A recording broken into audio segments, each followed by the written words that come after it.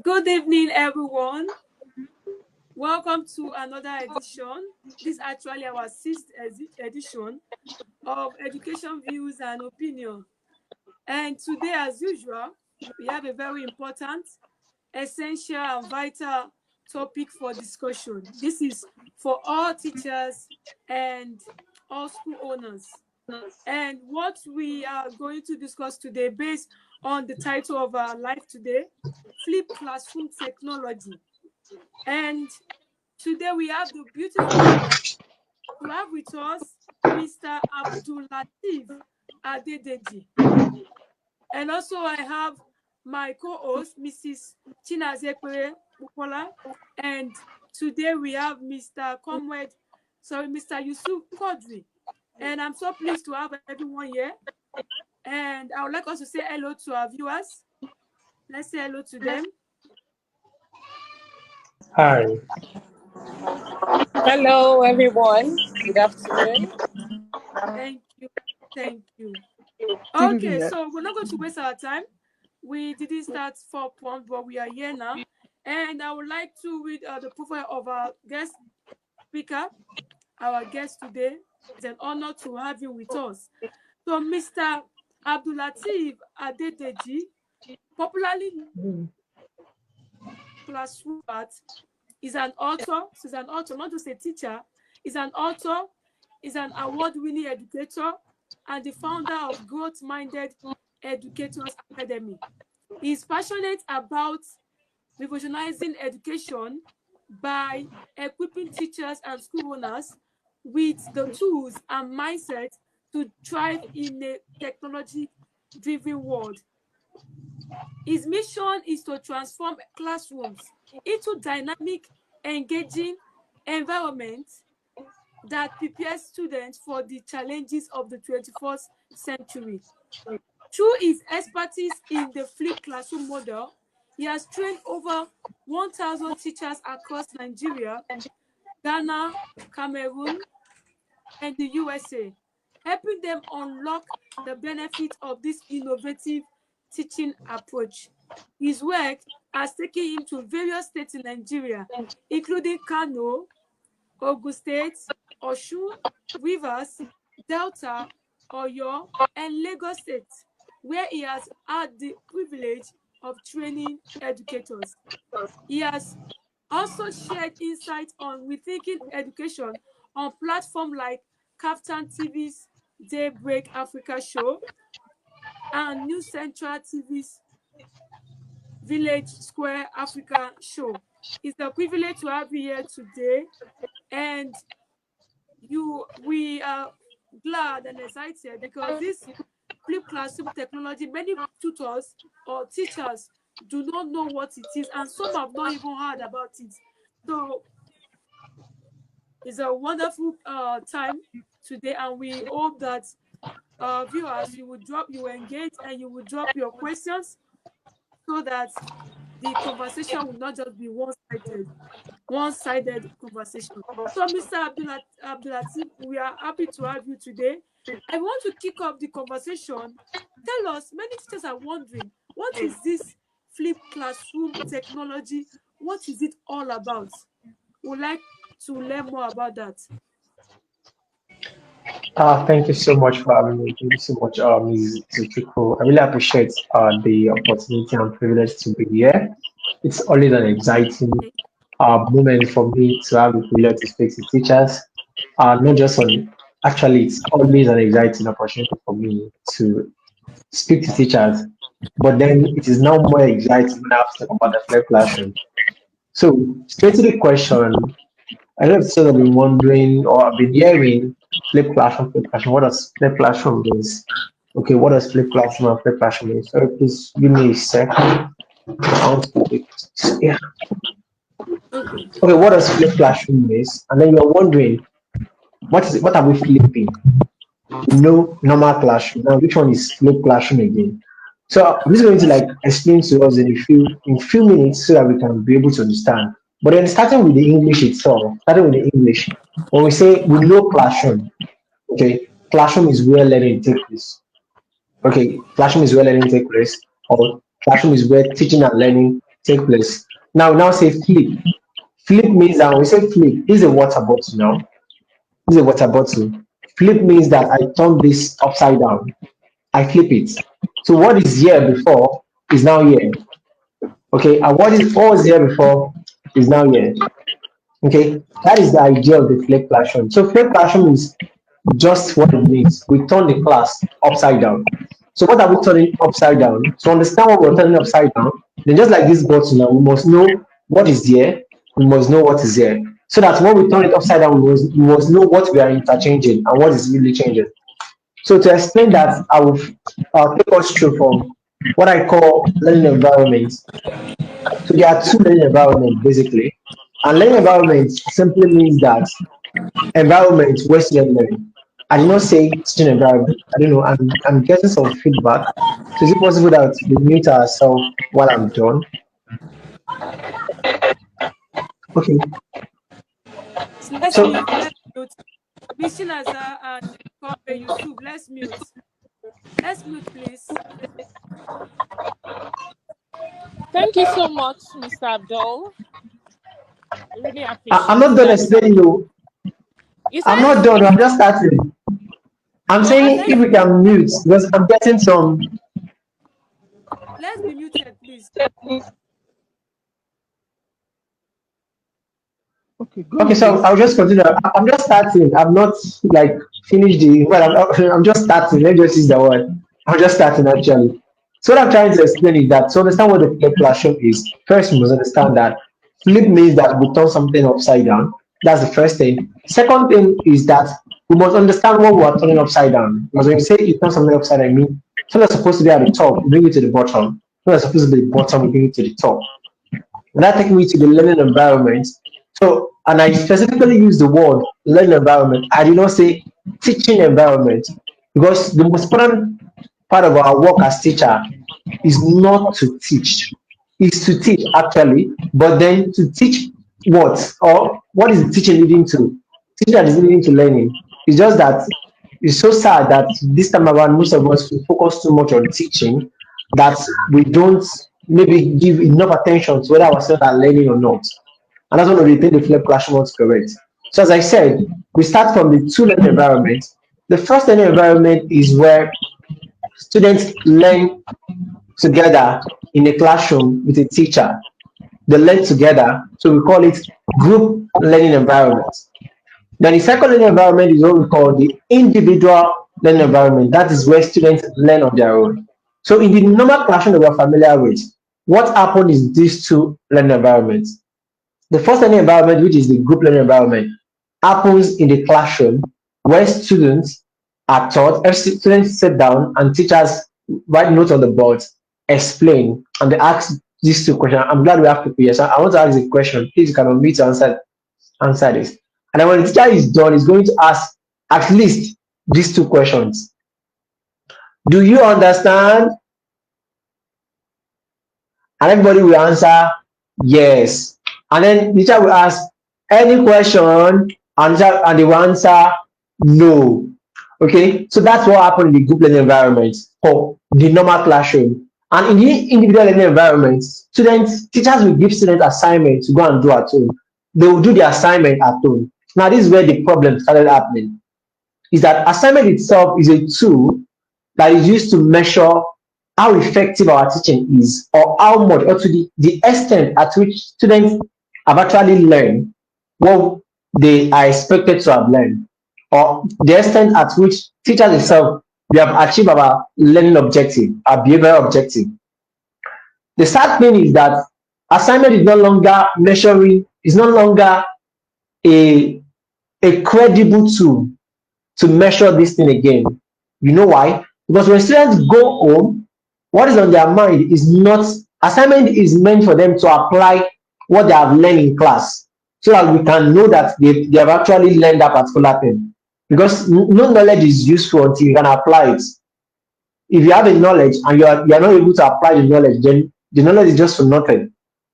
So, but what happened with our assignment is that students get home and look for someone to teach them the assignments, which is not a bad thing. But then it gets to a point where teachers ourselves and students and parents inclusive we focus more on getting the assignment done over the student being able to apply what they have learned, which was the essence of the assignment. So that's why students are going to get home and look for someone who's going to teach them the assignment, or look for someone who will even help them to do the assignment.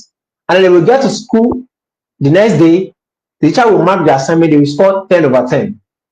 But you see that same assignment, similar question to it, give it to them. The teacher will start wondering what happened. This assignment, everybody did it. Even exam is too far. The assignment that everybody has scored 10 in now, write some of the questions on the board and ask anybody to come out and come and solve it. And you'll be surprised that sometimes the person that scored 10 over 10 might not be able to solve any of it, because we are too focused on test scores, are too focused on scores. And that's why we also have teachers also who will beat children because they don't score 10 over 10 in their test. Because it just tells us that we don't understand, or we are misusing the term assignment. Because assignment is not supposed to tell us how good a student is or how poor they are. It's just supposed to tell us how the extent at which they have understand what we have taught them. So in fact, when students don't score enough, it is not them that it's not they that failed, it is we that failed to do our job. Okay, so I've really talked a lot around the assignment and individual and what is it called? Individual learning environment and what is it called? Group learning environment. Now let's bring it to the flipped classroom. How do we flip this in? How does it change? Is that we realize that so the flipped classroom now work this way. So in individual learning environment, instead of students going at home to do the assignment themselves, to apply the knowledge themselves, realize that they are part of the learning that they can learn on their own. So we divide our class into two. Before, we teach class in school, students do assignment at home. Now we say that no, we want to be teaching our students both at home and in school. So we'll check our curriculum, our topic that we want to teach. We say, okay, let's say we want to teach culture. Our topic is culture. So we realize that, oh, we don't just want students to just come to class and be learning about culture the first time. We want them to have an idea of culture before they come to class. Okay, so what do? We give them something that they can read on, they can watch, or they can use to learn the fundamental concepts of culture. Okay, so while at home, they don't do assignment anymore at home. The assignment, which is that take home, the work we do at home is no longer applying knowledge. It is now taking in knowledge. It is what? Taking in knowledge. Now when they come to class, so they learn on their own at home. So before individual environment, students apply knowledge. In the flipped classroom, they acquire knowledge. Now when they come to class, what do they do in the classroom? In the normal classroom, teachers are sage on the stage, like they deliver content as if they are the one that knows everything, just like the way I'm doing now. I'm the only one talking here. I'm the only one talking about the flipped classroom here. It's not a discussion. It's more like a lecture. I don't know if you get. Like someone will come up stage and talk to like thousands of people or 20 people, 30 people like that. And then when the person is done, they'll ask any question and things like that. So that's how it works. But in the flipped classroom, we flip it. Because students already have a general concept of what you're going to be telling them. When they come to class, the first thing you do to them is to ask them to teach you. How do you ask them to teach you? Is that you ask them to tell you what they have learned at home. So you have given them something to watch, to read, to do at home, which is more like the assignment. Just that this time around, it is not applying concept. Because if I give you an assignment at home, someone can help you to do it. If I give you a reading or something to read at home, nobody can help you to read it. Even if they help you to read it, it's still okay. The most important thing is that they find a way to pass it into your brain. And for that, they cannot open your brain and put it inside it. So the best thing they can do is that they read it for you and they make sure you also understand it. Because when you come to class, the first thing teacher is going to ask you to do is, what have you learned? And then the students are going to explain things they learn from there. And then one thing you're going to see about this, one shocking thing you're going to notice, which should not be shocking, is something we experience daily, even when we watch movie, is that we are 4 here right now. I don't know, we have more people that join us. is that when you, if four of us right now watch the same movie, if we watch the same movie, you will agree with me that if they ask us to come and narrate that same movie, we are not going to say the same thing. We're not going to say as we are going to be pointing to the same direction, but we're not going to say exactly the same thing. Okay, that is how it works. Even though you give your students the same video to watch or the same chapter of a book to read, when they come to your class, they are not going to say the same thing.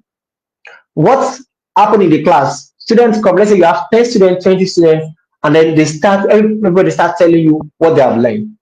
You now realize that most of the things that you're supposed to do, maybe you come to class before and use 30 minutes out of 40 minutes to write notes. You don't need to again. Because the essence of notes is to remember, is to recall, is to have something that they can use to reinforce their learning. And when they know what's going on, they know the general concept of this, when they understand what they are doing, they don't need much notes, they just need key points. Because it's not the notes itself that matters, it is not what they put in their book that matters, it is what they are able to learn. Okay, so that is how the flipped classroom works. So the teacher asks them questions about what they have learned. The students are going to answer the question, and the teacher is now going to see, okay, what next? After all these things, what is the next level? And that's where they now move on to having discussion. Okay, now we have talked about culture. Everybody knows that culture is a way of life. Everybody knows that in Nigeria we have different types of culture. We have three major cultures: Hausa, Igbo, Yoruba. They all have their different cultures. We can now start doing practical session. Like there is no topic that you cannot practicalize. Either you do discussion on it, either you do debate on it, either you do experimentation on it. But the most important thing is that your students are working together and they are learning together. You are no longer the person that's going to stand in front of the classroom and your students are going to be looking at you, sitting down and listening and listening and listening. They are going to engage and work with you in the class. They will ask questions. They have watched the video. Some of them already have some questions already. They bombard you with that questions. You answer the question. You also ask them a question. Why is this? So more importantly, in the flipped classroom, we are not just feeding students as if they are empty containers. We are just adding to whatever they have already. So that's just the general idea of the flipped classroom. So just cap it, or I'm just going to give a simple definition. So a flipped classroom is simply a flipped classroom model is an innovative approach to teaching where students get access to learning content before they come to class. And class time is dedicated to interactive learning activities and engaging activities that promote communication skills, collaboration skills, critical thinking, creativity, problem solving. So that's simply what the flipped classroom is about. So I don't know if I answered. If I don't, I hope I answered that as quick as I can. Yes, sir. Yes, sir. I hope you can hear me. Yes, you did. Can you hear me? Yes, I can hear you clearly. So, Mr. Lateef, you've traveled, you've gone to different states, you've gone to different, you've met different sets of teachers, training them on this innovative technology. Please, I would like to share. I would like you to share if you if you encountered any challenges, or as you were training them, what were the challenges that you feel are there in integrating or implementing the flipped classroom technology? What challenges do you think teachers face in implementing this innovative technology? We'd like to hear from you, sir. Thank you. Okay, so I'm just going to stick with, I just mentioned 3 or 4. So the first one, the first challenge, and this is the biggest challenge actually, is mindset challenge. Is it's mindset. Or let me just use this to let me use the challenge. Okay, so let me explain it that way. So mindset, that's number 1. Because when we talk about flipped classroom, just like what I explained now, it can seem exciting or what's it called? It seems like a new thing, and it is a new thing. And that is where the first challenge is, because as human beings, we love security a lot. We love to stick with what we know. Okay, when you go to class now and you teach and you give assignments, that's what you know.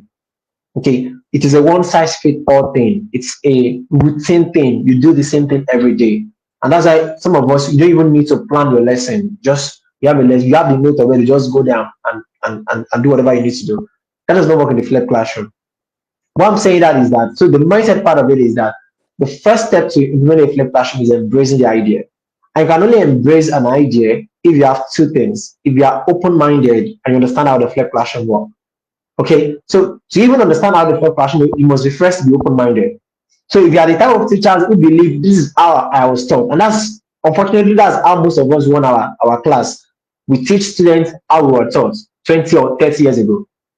So if you're the teacher that believe that, oh, this is how I was taught and I'm good and I'm here, then this is how I'm going to continue teaching. Then you cannot even decide to implement the flipped classroom at all. That's the first challenge. To implement the flipped classroom, you must first like see the need for it. You must first be open to it. You must be open. If you are not open to it, then you have no business. You cannot even understand how it works, not to talk of decide that you want to like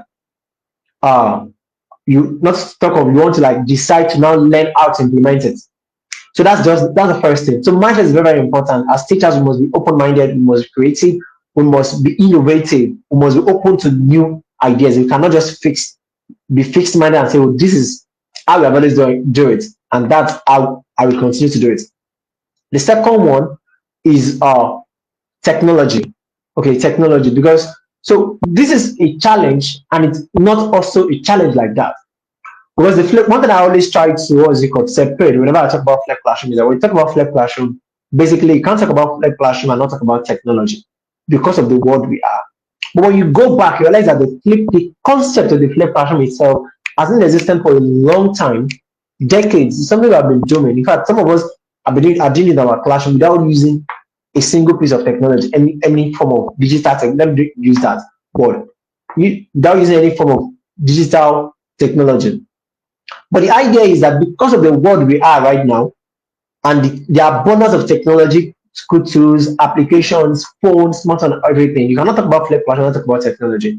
And that's where the first problem is. Because we're going to implement the flipped classroom for 21st century children in the 21st century. You have to use technology. And again, that goes back to mindset. Our teachers, which means for you to be able to implement the flipped classroom effectively, you need to be a tech-savvy teacher.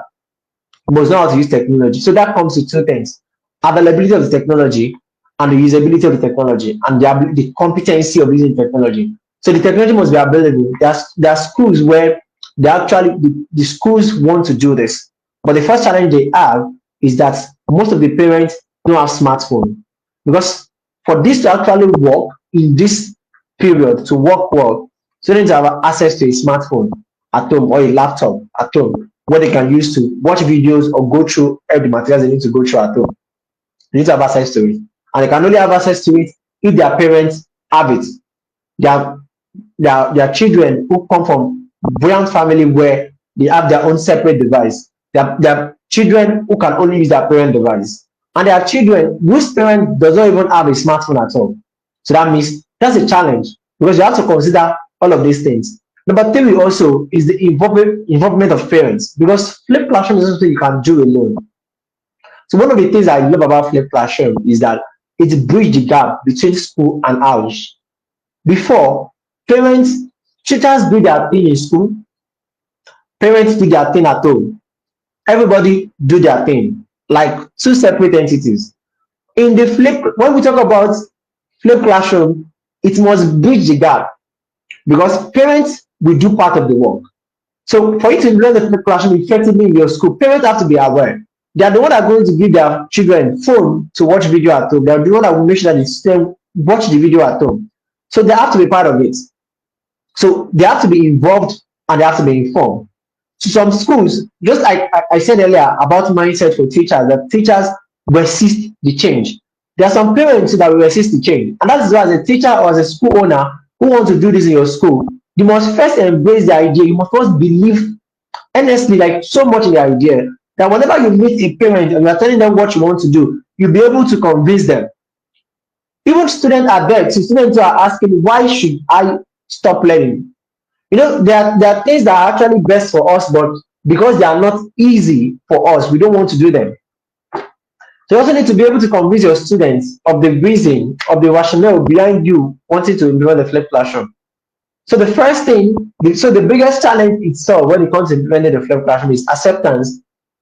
Teachers, parents, school owners, student themselves, and then availability of technology. Very important. Okay. Another one is planning of lesson. So you need to be able to plan your lesson. As I said, flipped classroom is not a type of classroom where you just take note and come to class. You have to plan what you're going to do to your students to take home, to read at home, to watch at home. You also have to plan because you will realize that most of the topic we do in the class, there are topics that, okay, let me come from this area. So there's something we call Bloom taxonomy. So Bloom taxonomy is like a metric for cognition, for level of cognitive, let me use it, measurement of cognitive development when it comes to a particular topic. So there are 6 levels. We have the knowledge, we have the comprehension, we have the application, analysis, evaluation, and creation. So that's the 6 levels. Most of the topic we do, or most of the things we teach our students, only focus on 2 levels: understanding and knowledge. They are able to recall a noun is the name of any person, animal, place, or thing, and they're able to understand when they see a noun. But most of the time, especially in other abstract topics, especially this social science topic, they don't get to apply it, don't get to analyze it, they don't get to evaluate, don't talk of creating, bringing something new out of the knowledge they are doing, they are being taught. And that is where it happens, because when you now start preparing your classroom, you realize that the video or the class you give them, we solve 2 things out of those 6 levels. We solve knowledge and understanding. Now, for most of us as teachers, these 2 things are the things we focus on in our class. So you might not want to think, oh, because, excuse me, you have now sought out knowledge and understanding. So that means you no longer have nothing to do at in the school or in the class. No. Now you have to plan, how do you get your students to the next level? How do they apply the concept? Are they going to come out and come and debate on what they are talking about so that you can know that they understand it? Are they going to come and analyze? How are you going to facilitate discussion, experiments, project-based learning that is going to make sure that they don't just know this thing or recollect it. They don't just recollect or recall the definition of a particular thing. They're able to use it. And that is why, let me come from this area. That is why we have many economists today who don't have money. Economics is a study of wealth. How many economic teachers are wealthy? Not many.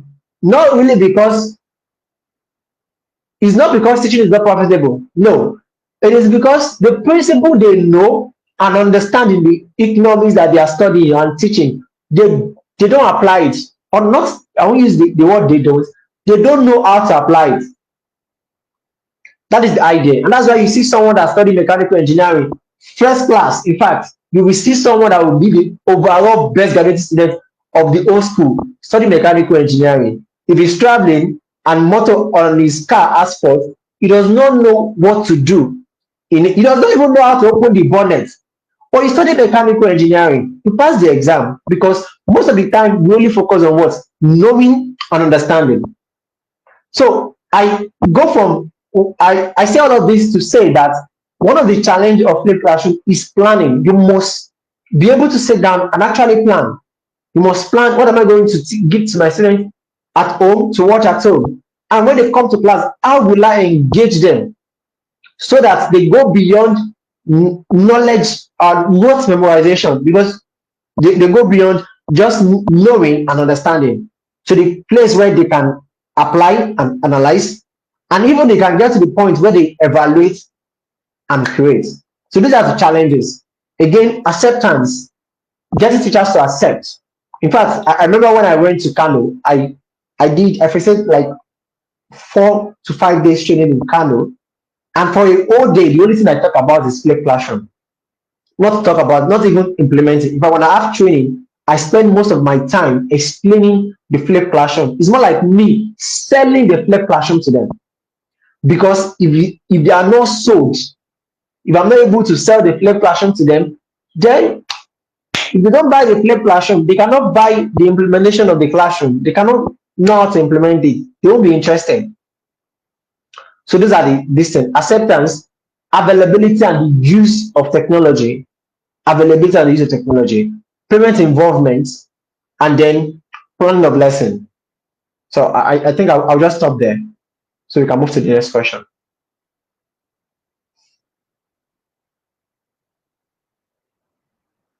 Okay, I don't know. I can hear you, Mr. Yusuf. You are muted. Sorry. Oh. Hey. Now, please, sir, how can we teachers effectively integrate this into the line, into the classroom? How can we effectively integrate this FCT, which is the flip classroom technology, into the teaching line, into the classroom, into the pedagogy? How can we effectively integrate it? All right. So, thank you so much for the question. So, to effectively implement it, so there are some steps we need to follow. And before I even go there, because yeah, we are implementing. So, I'm going to explain this in like under 4 points. Okay, under 4 points. So, first, I'm going to start by explaining. I've already mentioned it while answering the last question, but I'll just quickly go back to it. The four things that you need to do to even start before you start implementing the classroom, and then I'm going to explain the pillars of the flipped classroom because everything has their own pillars. If we don't know the pillars of the flipped classroom, then it can't stand on anything. Without the pillars, there's nothing you want to build a flipped classroom on. And I'm going to explain the step-by-step process of implement the flipped classroom in your school. And also I will I'll just maybe add also the differences of implementing the flipped classroom. So let's start with the four things you need to do before you start implementing the flipped classroom. I already explained it this last time, but you just like emphasize on how important it is. So the first one is to embrace the idea. Before you even start implementing the flipped classroom, you must first embrace the idea. You must know. And embracing the idea means two things, as I mentioned earlier, being open-minded and understanding how the flipped classroom works.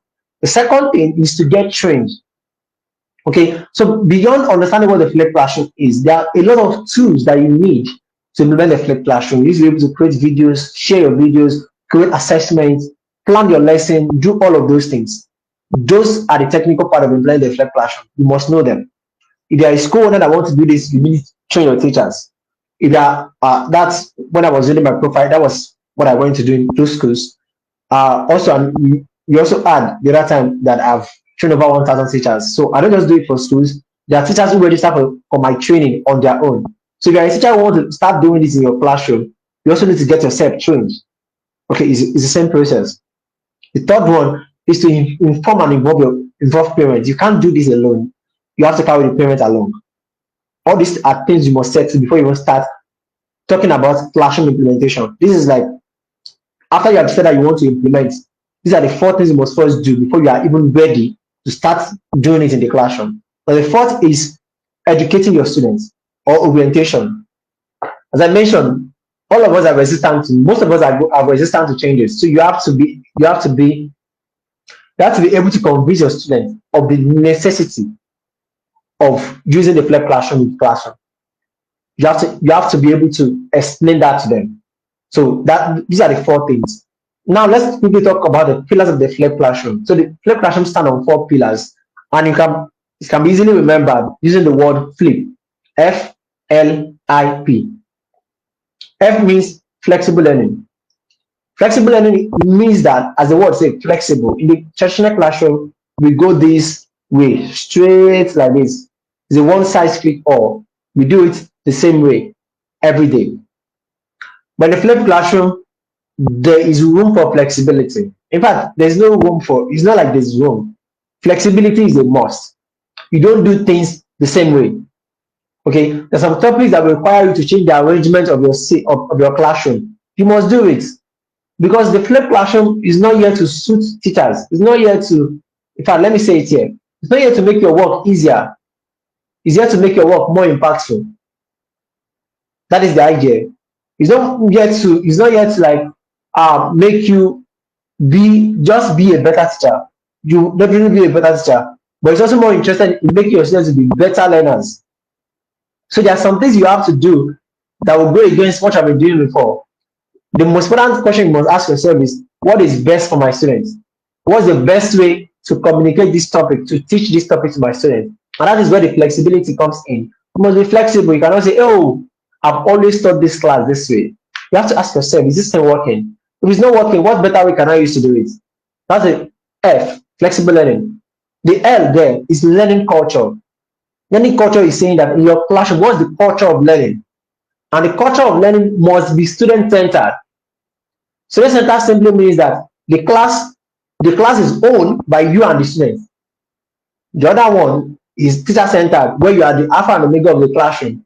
In the flipped classroom, classroom must be student-centered. It means, as I've explained just now, that everything you are doing must be towards the need of the student, must be to meet the needs of the students.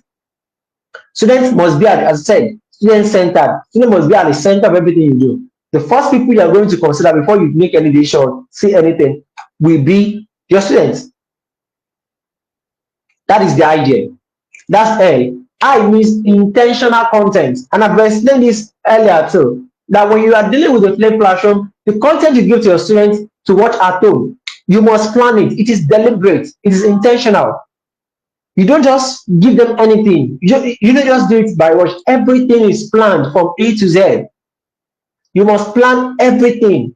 Everything requires planning, intentional content. You cannot want to teach quadratic equation in your class now and give students simultaneous equation to watch at home. No, everything you are doing must be aligned, not just with the curriculum, but with everything. So the pre-class lesson must align with the in-class lesson and even the post-class assignment. So you have to be intentional about everything. You have to always ask the question, what is the best way to do this? Which content is the best to give to them at home? Which one is the best to teach them in class? Which one is the best to ask them to do on their own at home? Okay, so that's the third one. The fourth one, which is you, P is professional educator, is that you cannot implement all this flipped classroom. We can't do all these things. You cannot have a flexible learning in your classroom. Your culture cannot be student-centered, and there's nothing like intentional content without the educator, without the professional educator. So before you even, so this also takes us back to step 2 of the 4 requirements I mentioned earlier, which is training yourself or training your teachers. Now, what makes you a professional educator is that you know how to implement this thing in your class. So if you don't know how to move all these things, move all the parts of the play classroom, put them, they're like puzzle. You don't know how to put all of them together, then nothing will happen. Nothing, basically. So the professional educator is very important. You are the one, you are the one that is making all of this thing happen. If your classroom is being flipped, you are the flipper. You are the one flipping the classroom. Now there are 2 ways to implement a flipped classroom. We call it the out class flipping and the in class flipping. What does that mean? The default flipped classroom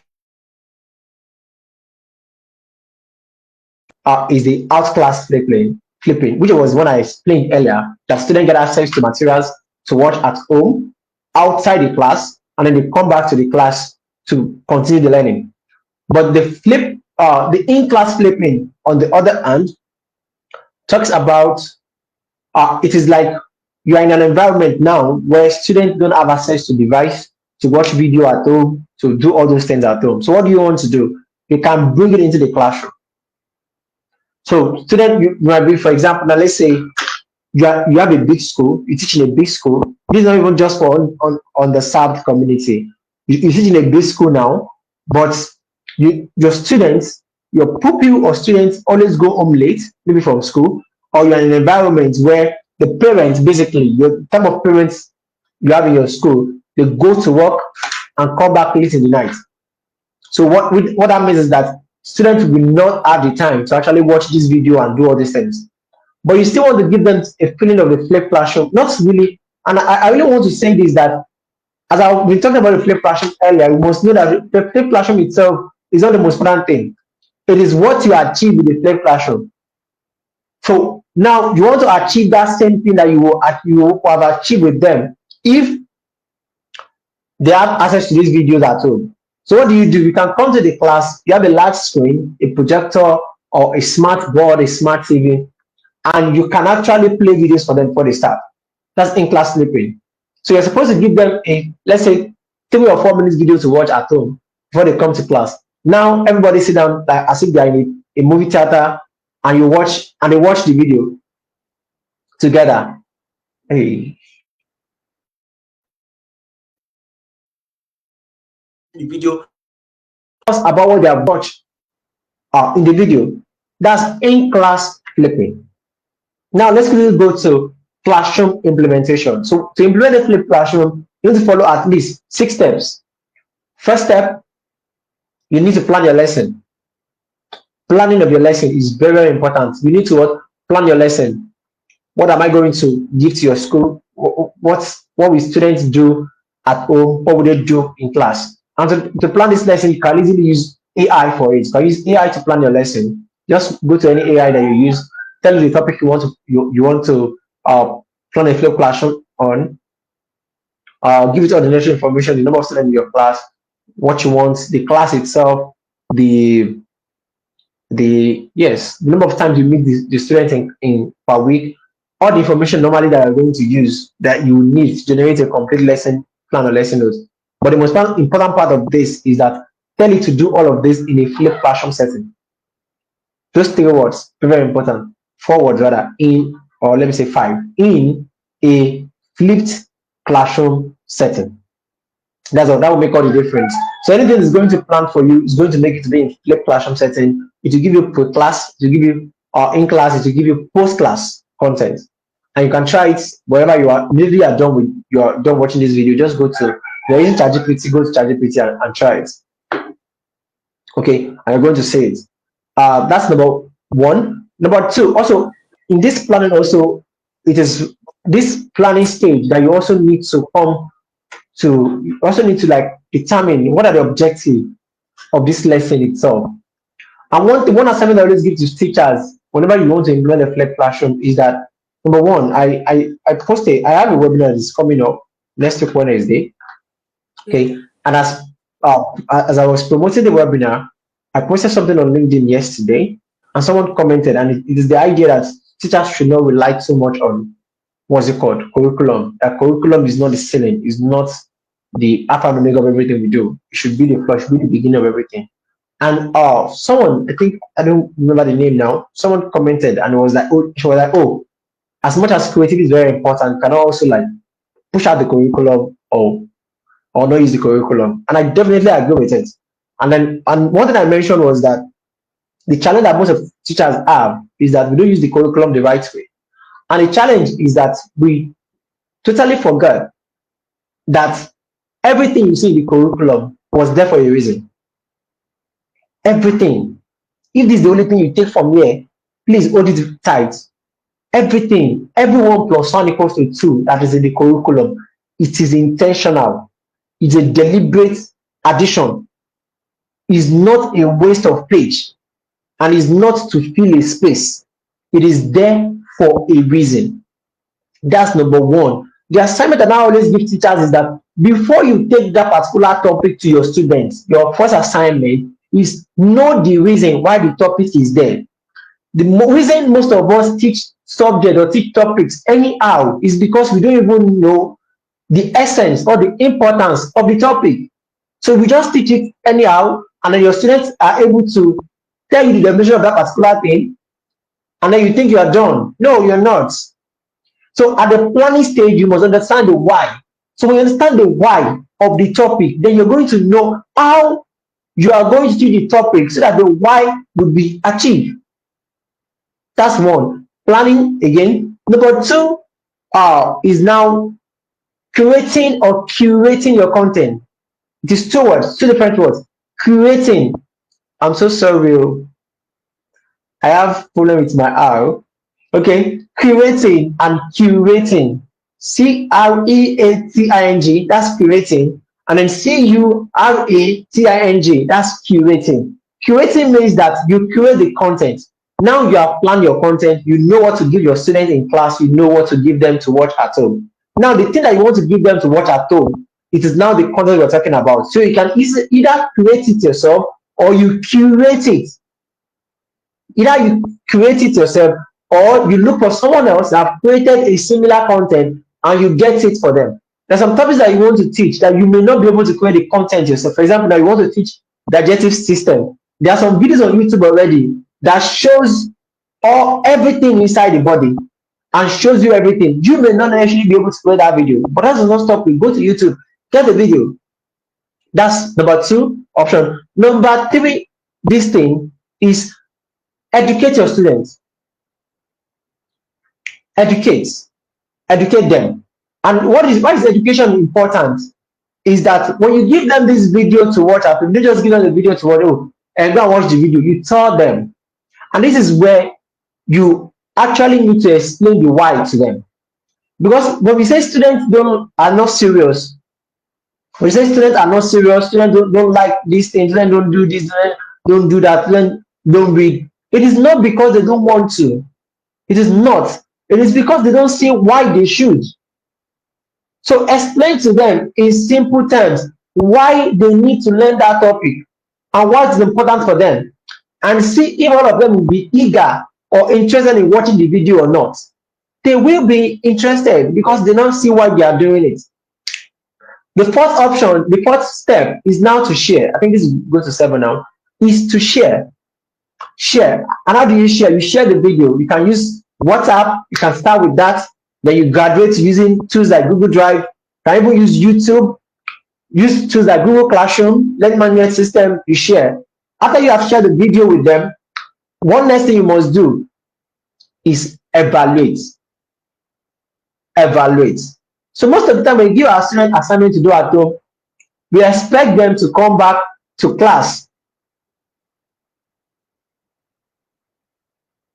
We expect them to come back to class before we know their performance, before we know how well they do in the classroom or in the assignment.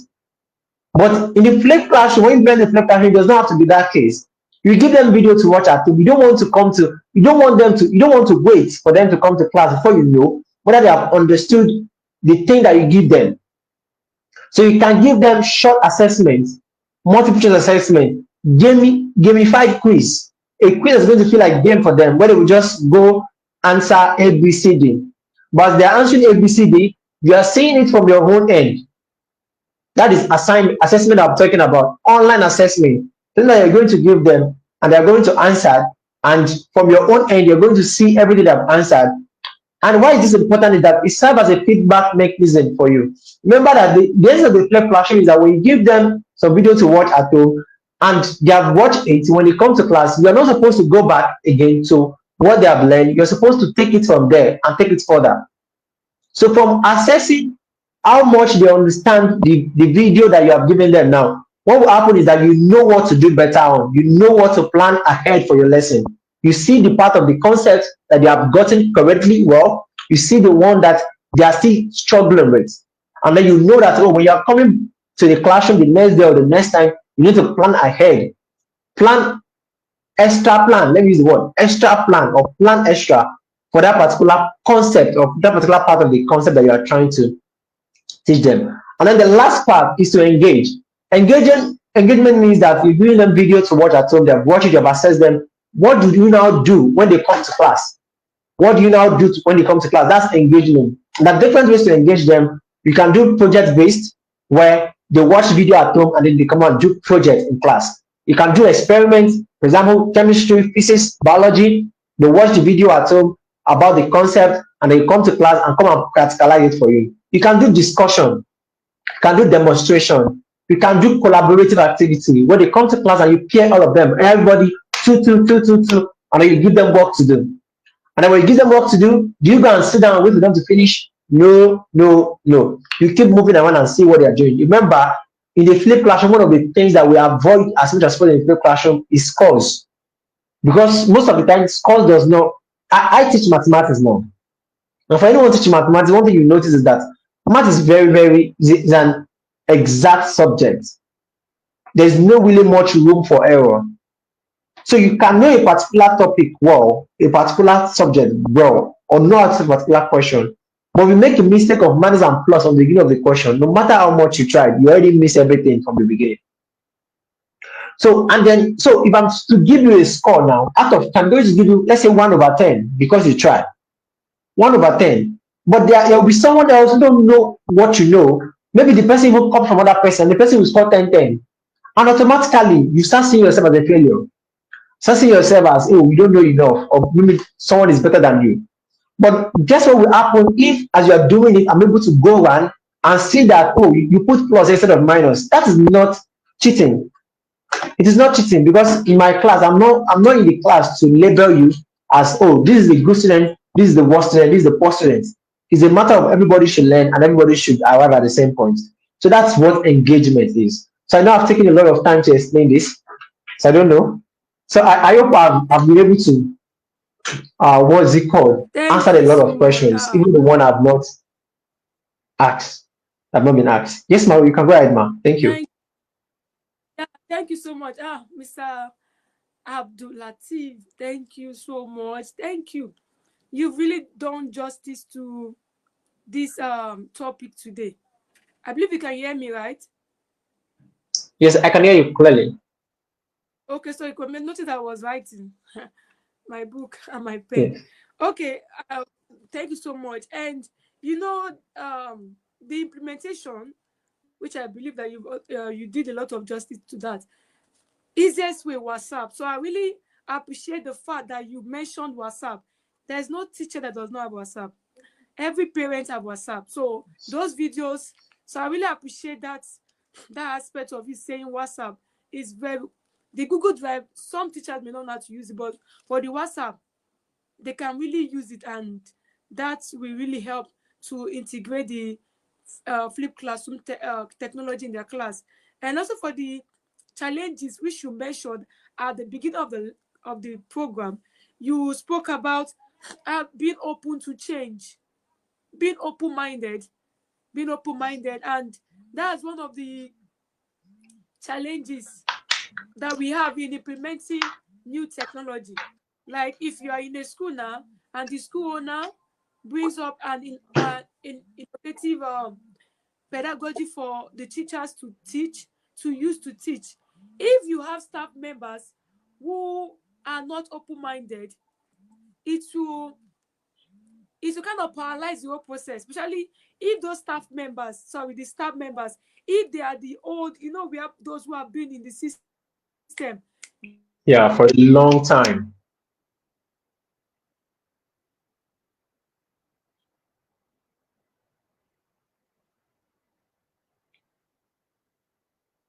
They'll be teaching the same technology, in that there will be a backlog. There will be no way for the school learner to implement this technology. So really appreciate you, Mr. Abdul Latif. Thank you so much for coming online with us. I know that the network was not good today at all. It wasn't good at all. But we appreciate you. Thank you so much. Thank you. Really appreciate you. The Really network has appreciate not you. been good. The network has been good. Really appreciate you. The network has been good. Really appreciate you. The network has been good. Really appreciate you. The network has been good. Really appreciate you.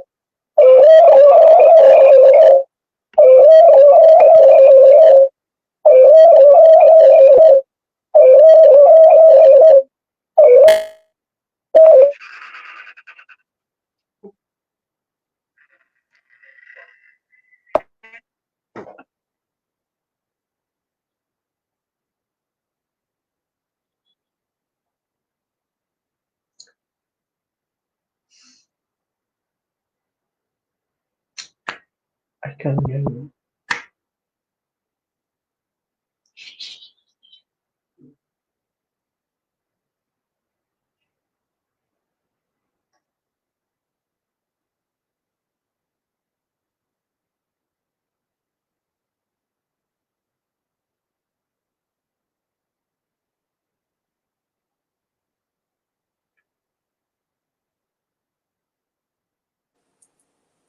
Okay, sorry about that. The network has not Has been not good been good today. today. Not been good today.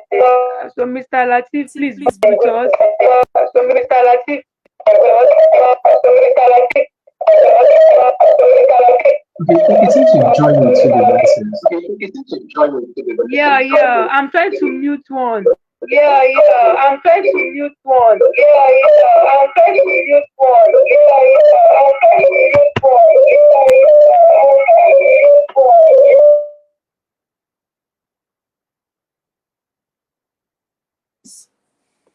Okay. So sorry. I think that's okay now. It's fine, right? Yes, it's good Okay now. now. Yes. So sorry. Sorry. Because You know, because the network was because the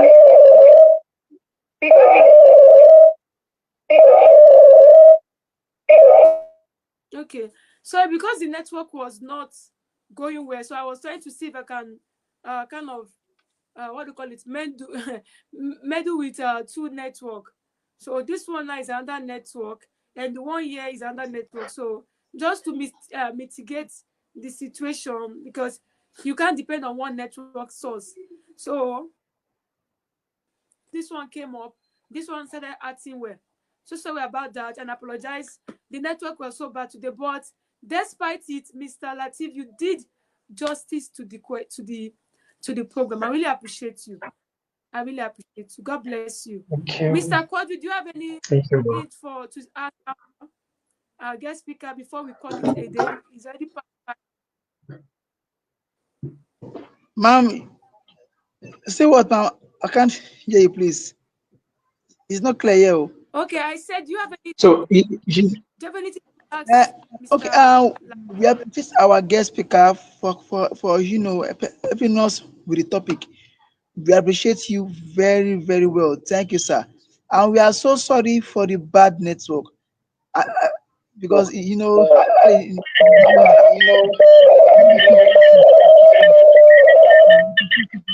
we pray that God will bless you with more knowledge.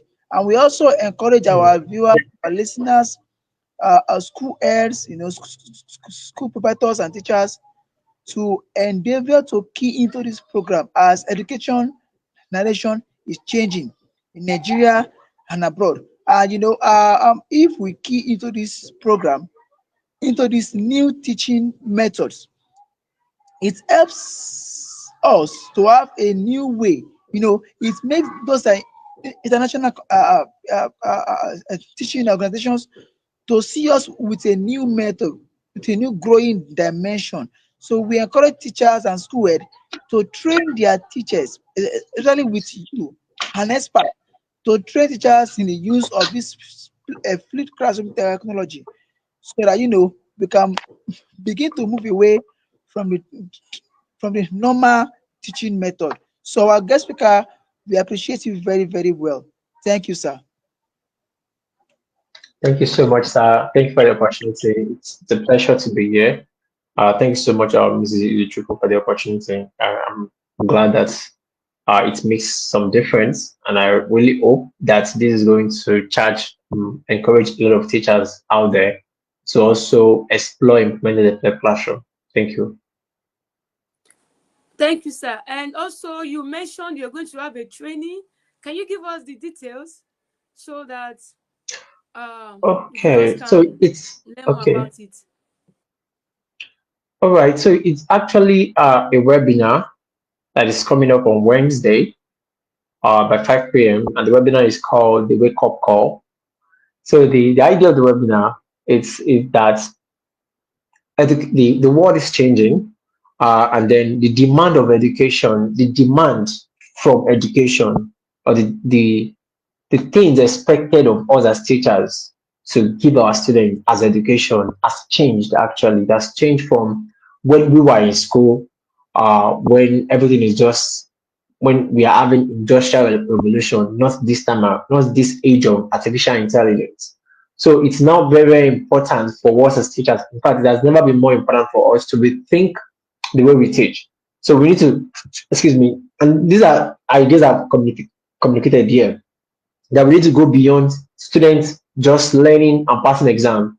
We need to be able to prepare students for the future of work, where students can go to school, finish school, and don't ever have to look for a job, because they are thinking before before they leave school, they're already thinking of the problem they want to solve, the things they want to do. They have the skills to communicate with people, to collaborate with everybody. So that's the idea of the webinar. To open is just to remind teachers that we are sleeping, that the education that we are still, the way we are teaching our students right now is already obsolete. It's not enough to give them what they want.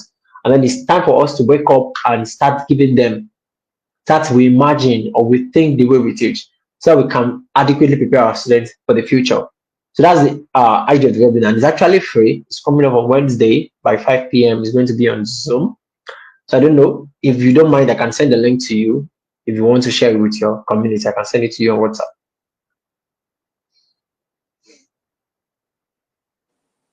Thank you. I would like to get the link. We would love to get the link. All right, I Thank will you so send it. much. Thank you. All right, Okay, you're thank welcome. you. Thank you. Mr. Yusuf, any last word? Do you have any last word? We're about to close the Okay, program. please, our viewers and our listeners, thank you for always keying in every time we have this program. And we want to implore you to please inform people, inform your colleagues, your people, your colleagues in the school that about our program so that you can learn one or two things. And also, we can also learn from you too. And let us know those topics that you think we have not touched or we touch or you think we should go back to do again. Let us know. Thank you. We appreciate you. And please help us to share the link, share our videos, share it so that it can come as a way of awareness to teachers and to other educators that are not aware of this program. We appreciate you. Thank you very much. Yeah, thank you so much. Thank you, everyone. And a big thank you to our guest speaker, Mr. Abdul Latif Adedeji, the Flip Classroom Technology expert. It's been a lovely time. Despite the network, we don't care about that. But the important thing is that we have been able to deliver this edition. This is our 6th edition. And we really appreciate you, sir. God bless you. And to our Oh, viewers that's and good. supporters, thank you. And bye for now. See you next month in the 7th edition of Education Views and Opinion. So bye for now. Bye. Thank you so much, and have a good day ahead. You're welcome. Bye. Yeah, mommy.